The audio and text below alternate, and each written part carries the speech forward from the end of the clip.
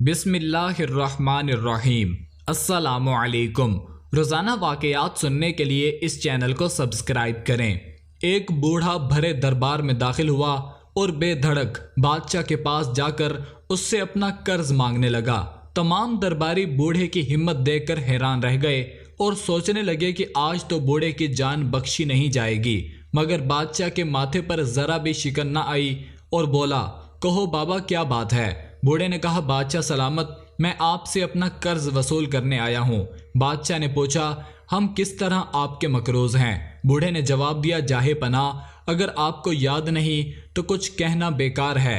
یہ کہہ کر بوڑھا جانے لگا، مگر بادشاہ فوراً بول اٹھا، نہیں بابا، آپ اپنا قرض وصول کر کے ہی جائیے گا۔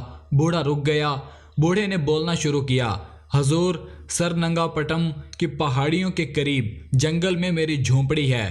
ایک مرتبہ آپ شکار کھیلتے کھیلتے اپنے ساتھیوں سے بچھڑ گئے۔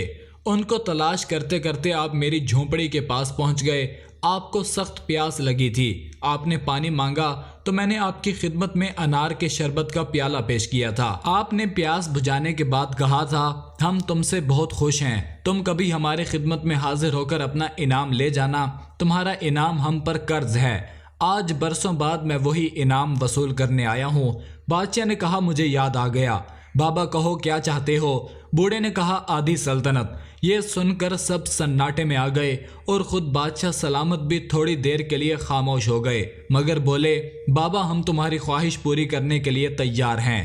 یہ سن کر تمام درباری اور بوڑھا بھی دنگ رہ گیا اور بولا، بادشاہ سلامت، آپ بے شک اپنی بات کے سچے ہیں، میں اپنی خواہش واپس لیتا ہوں، مجھے بدلے میں صرف ایک گلاس سادہ پانی پلا دیا جائے۔ بابے کی یہ خواہش پوری کی گئی۔ پھر بادشاہ نے حکم دیا کہ اس کی جھونپڑی کے ارد گرد کی زمین میں انار کے درخت لگا دیے جائیں۔ جانتے ہو یہ بادشاہ کون تھے؟